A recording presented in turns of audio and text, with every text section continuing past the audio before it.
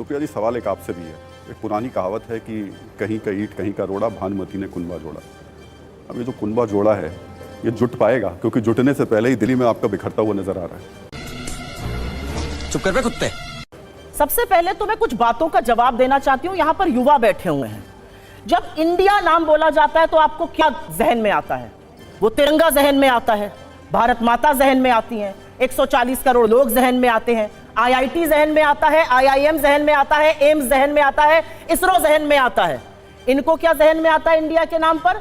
Indian Mujahideen और गुलामी का प्रतीक ईस्ट इंडिया कंपनी। ये लोग बात करेंगे इस देश की, ये बात करेंगे इंडिया की, ये बात करेंगे भारत माता की। ये किसी की बात नहीं कर सकते हैं। इसलिए नहीं कर सकते क्योंकि ये मुद्दों की बात करने से घबराते हैं। आपने इनसे एनडीए पर सवाल पूछा, ये हमारा विश्लेषण बता रहे थे। मैं आपको छोटे से उदाहरण से ही बता देती हूं। 2 महीने पहले मोदी जी ने, आप सबने सदन में देखा होगा, 2.5-3 महीने पहले ठोक कर सीना क्या कहा था? एक अकेला सब पर भारी। लेकिन 38 लोगों की जरूरत पड़ गई। कुनबा तो यहां जोड़ा जा रहा है और उस 38 में से 24 के 0 सांसद हैं। उस 38 में से 7 का 1 सांसद है और 2 के 2 सांसद हैं। तो असलियत यह है कि उस कुनबे को जोड़ते वक्त 3 बातों पर माफी मांगी गई और आप सब लोगों ने दिखाया चैनल पर, बहस नहीं हुई वो अलग बात है। 3 बातों की माफी मांगी प्रधानमंत्री ने। क्या कहा? अगर 9 सालों में आपको मुझसे मिलने का वक्त ना मिला हो, अपने घटक दलों से कहा हमें माफ करिए। अगर एसपीजी ने आपको कहीं उपयुक्त बैठने की जगह ना दी हो, आप खड़े रह गए हो, तो हमें माफ करिए। और अगर कहीं कार्ड पर आपका नाम ना छपा हो तो हमें माफ करिए। ये 3 माफी तो आपको अपने कुनबे में मांगनी पड़ रही क्योंकि आपने उनका इतना तिरस्कार किया है।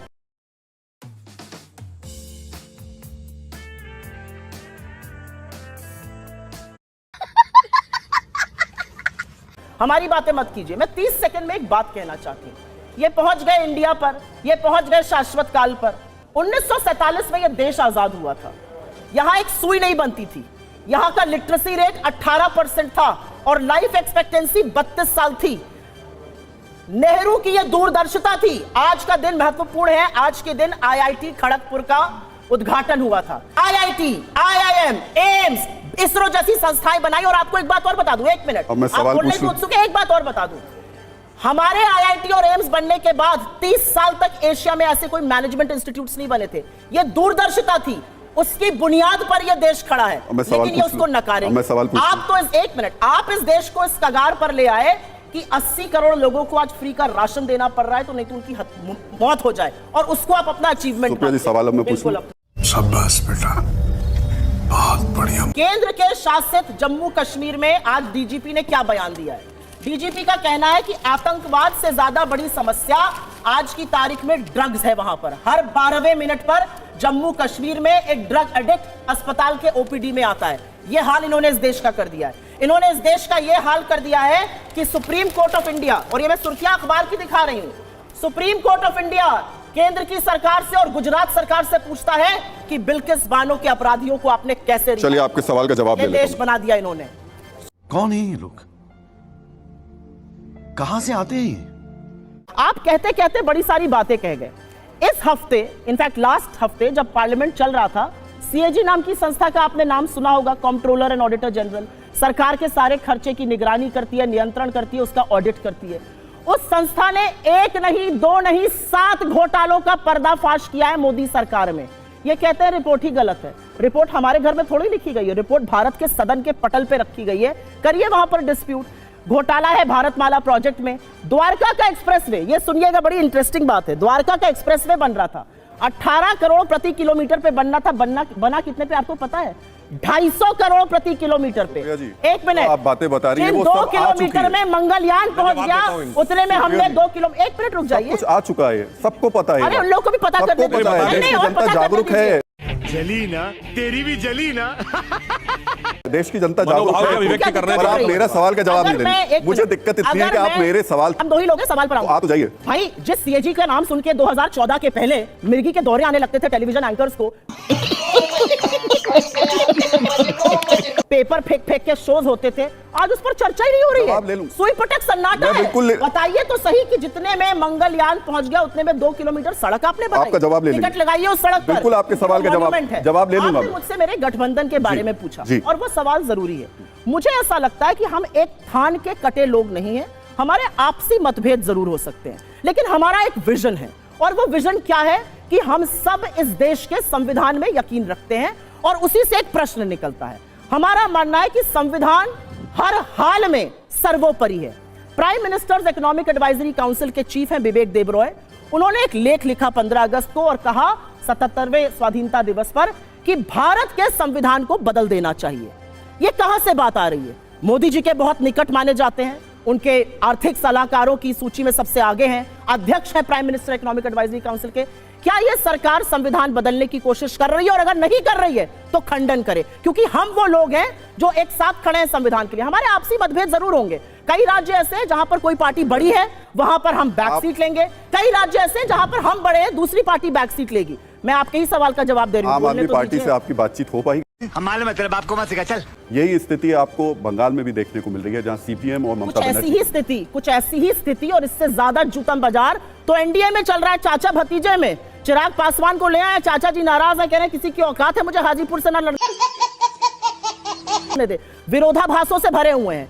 एक गुट को रखा है, उसके दूसरे घटक दल को ले आए। मेरा अपना मानना है कि अगर आपका विजन, बड़ा विजन क्या है, उस पर आप राजनीति करना चाहते हैं। तो अब मैं आपसे यही अगला सवाल पूछ रहा हूं कि इंडिया के 5 बड़े मुद्दे बताइए, देश देख रहा है आपको, जिस पर आप चुनाव लड़ेंगे। 5 बड़े मुद्दे। संविधान, हर हाल में संविधान को सुरक्षित रखना, उसको सर्वोपरि रखना, हर हाल में लोकतांत्रिक संस्थाओं को, जिनको इन्होंने भाजपा का फ्रंटल बना दिया है, चाहे वो ईडी हो, सीबीआई हो, इनकम टैक्स हो, उनको सर्वोपरि इंडिपेंडेंट ऑटोनोमस रखना। महंगाई पर बात करना। आप मुनाफाखोरी नहीं कर सकते हैं अगर देश के लोग महंगाई से त्रस्त हैं। आपको पेट्रोल, डीजल, एलपीजी गैस के दाम घटाने चाहिए, आप नहीं घटा रहे हैं। बेरोजगारी इस देश का चौथा मुद्दा। मैंने लोकतांत्रिक बात करी, संविधान की बात करी, महंगाई करी, बेरोजगारी की बात करी। चौथा मुद्दा, इस देश में रोजगार इशू नंबर 1 to 10 है। अगर हम अपने युवाओं के लिए रोजगार के अवसर नहीं बना रहे, 2 करोड़ का वादा किया था, 70,000 पर्चियां बांट रहे हैं, यह असलियत है। और 5वां बड़ा मुद्दा है, जिस नफरत के बाजार को ये पनपा रहे हैं, जिन बिट्टू बजरंगियों और मोनू मानेसर को ये पनपा कर नफरत की आंधी चला रहे हैं, उसको थाम देना और मोहब्बत की दुकानें। चलिए नाइस। मैं इसका जवाब दूंगी। इन्होंने 5 मुद्दे गिनाए थे, पहले उस पर बोलूंगी। आप मेरे सवाल को पीछे कर देती हैं नहीं, हमेशा। उनकी बात आप हमेशा मेरे मुद्दों को मेरी बात का जवाब देने दिया तो मुझे मैं दूंगा ना, बिल्कुल, पर आप मेरे सवाल को इसका मतलब पीछे बीच में ना बोल। आप इनके सवाल पे दे दीजिएगा जवाब, पर पहले मेरा दे दीजिए, उसके बाद उन्होंने जवाब दिया था तो क्या कहा था? मेरी बात का जवाब देंगे, फिर आपके सवाल का जवाब दे देता। आपने उस पर ऑब्जेक्शन नहीं किया, फिर आप कहते हैं मीडिया से हम तल्ख क्यों कहते हैं। 3 बार 5 चीजें बोली, 5 चीजें बोली। विकास उसमें से एक बोला। विकास करेंगे अपने मित्रों का, अडानी का, अंबानी का। विकास उनका होगा, विकास आपका नहीं होगा। राष्ट्रीय सुरक्षा की बात आप किस मुंह से कर रहे हैं? चीन आपके घर में घुसकर बैठा है। चीन की वजह से पेट्रोलिंग पॉइंट्स को बफर जोन बना लिया, स्ट्रेटेजिक पॉइंट से पीछे हो गए। चीन पर बोल दिया कोई घुसा हुआ नहीं है। 20 गलवान में शहादत के बाद आपने चीन का व्यापार $100 बिलियन ट्रेड डेफिसिट कर लिया। मणिपुर में हिंसा है, आज हिंसा भड़की और 2 लोगों की मौत हुई है। चिंगारी मिजोरम पहुंच गई। दिल्ली से 1 फलांग की दूरी पर हरियाणा और वहां पर गुरुग्राम तक में हिंसा हो रही है, दुकानें जलाई जा रही हैं, लोग घर छोड़कर भाग रहे हैं। आप राष्ट्रीय सुरक्षा की बात करते हैं। आपने कहा आत्मगौरव। महाकाल कॉरिडोर का नाम ना लीजिएगा प्रभु। एक आंधी आई थी और आपका भ्रष्टाचार ऐसा था कि 16 मूर्तियां उस आंधी में टूटकर ध्वस्त हो गई। ये आपके जैसे फर्जी जो धर्म के ठेकेदार बनते हैं, उसमें भी पैसा बना लिया। हे भगवान, ये क्या हो रहा है? मेहरबानी करके मुझे समझाइए, मेरी समझ में कुछ नहीं आ रहा है। आपने मुझसे सवाल पूछा इन बयानों पर। दिग्विजय सिंह जी ने क्या कहा? जो कोई भी गुंडागर्दी करेगा या कानून को अपने हाथ में लेगा, हम उसके खिलाफ एक्शन करेंगे। हमारी कर्नाटक की सरकार को अगर लगा कि बजरंग दल के चलते वहां पर औरतों के साथ, महिलाओं के साथ गुंडागर्दी होती है, बदतमीजी होती है, तो उन्होंने कहा हम बैन करेंगे। मध्य प्रदेश की हमारी लोकल यूनिट को लगता है कि बैन करने की जरूरत नहीं है, और अगर वो कुछ गुंडागर्दी करेंगे तो वो बिल्कुल एक्शन लेंगे। मैं तो कह रही हूं ना, हम यहां पर ना मोनू मानेसर के प्रवक्ता बन जाते हैं, रुक जाइए, ना बिट्टू बजरंगी के बन जाते हैं, ये बन जाते हैं। लेकिन इन लोगों को एक बात याद रखनी चाहिए, जो नफरती चिंटू को लगता है कि ये खड़े होंगे। बिट्टू बजरंगी को सबसे पहले डिसोन वीएचपी ने कर दिया, नूपुर शर्मा को सबसे पहले डिसोन इन्होंने कर दिया, राजा सिंह इनका सांसद तेलंगाना में था, नफरती बयान दिया था, उसको डिसोन कर दिया। दूध की मक्खी की तरह से नफरती चिंटू निकाल दिए जाएंगे जब इनका काम खत्म हो जाएगा। कमलनाथ जी, अरे हम तो फकीर आदमी हैं, झोला लेके चल पड़ेंगे जी। और दिग्विजय सिंह के बयान से आप सहमत हैं, हाँ या ना में मुझे जवाब दें। मैं तो कह रही हूं जहां पे गुंडा एलिमेंट होगा उसको बिल्कुल बैन करना चाहिए। आई थिंक लोकल लीडरशिप, हम कठपुतली नहीं चलाते हैं। हम गुजरात में 2-2 मुख्यमंत्री, उत्तराखंड में 3-3 मुख्यमंत्री कठपुतली से नहीं बदलते हैं। लोकल लीडरशिप को जो लगता है वो उनको करना चाहिए, और मुझे ऐसा लगता है कि लोकल लीडरशिप सक्षम है, क्योंकि कमलनाथ जी के कार्यकाल में या कांग्रेस की सरकार में एक आदिवासी के ऊपर किसी नेता ने पेशाब नहीं करी थी, एक लड़की को निर्वस्त्र नहीं घुमाया गया था जो इनकी सरकारों में।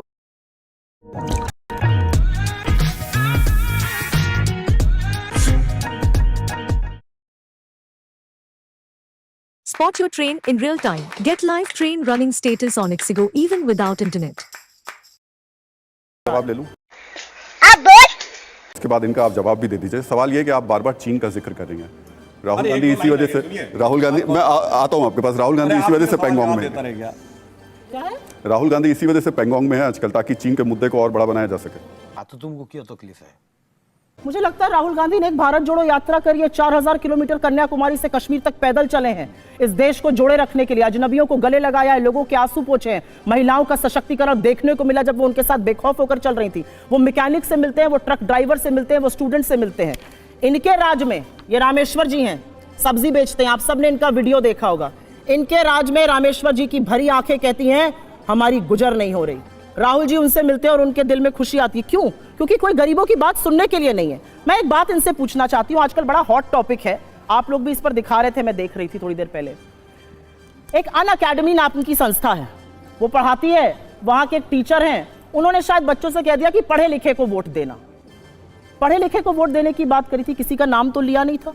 ये right wing, Bharatiya Janata party का सोशल मीडिया, उनके सोशल मीडिया के महाराष्ट्र के चेयरमैन सब मोदी जी को क्यों समझ लेते हैं? ये कौन सा चोर की दाढ़ी में तिनकी वाली सरकार है भैया? काजोल ने बोला हमारे लीडर्स को पढ़ा लिखा होना चाहिए, सारी राइट विंग उसके खिलाफ खड़ी हो गई। हर बार जब कुछ पढ़ाई लिखाई पर बोला जाता है, शिक्षा पर बोला जाता है, अच्छाई पर बोला जाता है, बिना नाम लिए राइट विंग को यह क्यों लगता है कि वो आपके साथ है? क्या क्या कहना क्या चाह रहे हैं भाई आप? और असलियत यह है कि यह देश इन्होंने बना दिया है कि अन अकेडमी ने उस व्यक्ति को, सांगवान जो पढ़ा रहे थे, और कहा, और मुझे लगता है बच्चों को यह बोलना, अगर मैं इन बच्चों को बोलती हूं बेटा पढ़ो लिखो, कुछ बनो, कुछ काम करो, अपना नाम करो, शिक्षित लोगों के साथ रहो, अच्छे लोगों के साथ वक्त बिताओ, तो मैं क्या गलत कह रही हूं? उस व्यक्ति को नौकरी से निकाल दिया क्योंकि राइट विंग ने उसको बुली किया, राइट विंग ने प्रेशर बनाया। यह बना दिया आपने मेरे देश को। यह ट्रेन की बात कर रहे थे, आज की तारीख में अगर आप ट्रेन में जा रहे हैं और अगर एक भक्त से आपकी बहस हो जाती है और आपके विचार अलग हैं, तो एक आदमी खड़ा होता है, अपनी सर्विस बंदूक से आपका नाम पूछकर आपकी हत्या कर देता है। यह हुआ था अभी कि नहीं हुआ था? जयपुर की ट्रेन जो जा रही थी। मत भूलो कि भक्ति और पागलपन में अधिक अंतर नहीं होता। सांसारिक दृष्टि से देखो तो भक्त पागल ही जैसा दिखाई देता है।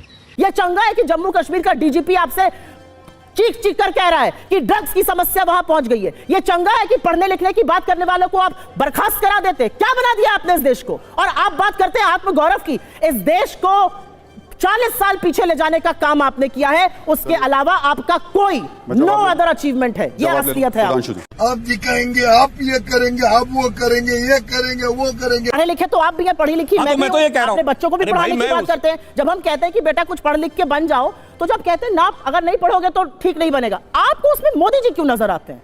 किसी का नाम नहीं लिया जाता, मोदी जी का चेहरा आपको क्यों नजर आता है? उस बात का जवाब दे दीजिए। आपके लोग इतने उत्तेजित क्यों हैं? देखिए ना, सबके एक के बाद एक ट्वीट है, फेसबुक पोस्ट है, साक्ष्य के साथ बोल रही हूं, काहे मोदी जी का चेहरा नजर आने लगता है? ये चोर की दाढ़ी में तिनका है, क्योंकि आपको पता है आपके बारे में बात हो रही है। आपके बारे में मैं जवाब ले रहा हूं। ये कह रही हैं कि हमारे लोग बोलते हैं पढ़ी लिखी है ना, तो पढ़ के बताइए भाजपा का कौन आदमी बोला? भाजपा के सोशल मीडिया के हेड, भाजपा के बताइए ना, भाजपा के कौन लोग बोल रहे हैं? पढ़े हुए बोलिए। आप 50 लोग, सोशल मीडिया के हेड 50 लोग हैं, आप ये बोलने लगते हो। और दूसरी बात में सोशल मीडिया के हेड ने बोलिए, तेरा तो गेम बजाना पड़ेगा। सवाल सुप्रिया जी, मेरा सवाल, एक सवाल पूछा, उसका जवाब मेरा एक नेता का नाम बता दीजिए। नहीं, कितने नेताओं ने बोला? आशुतोष दुबे आपके बीजेपी के सोशल मीडिया के महाराष्ट्र के हेड हैं। उन्होंने क्या लिखा है? Sangwan is saying this indirectly pointing to the prime minister of India. उन्होंने तो नाम ही नहीं लिया।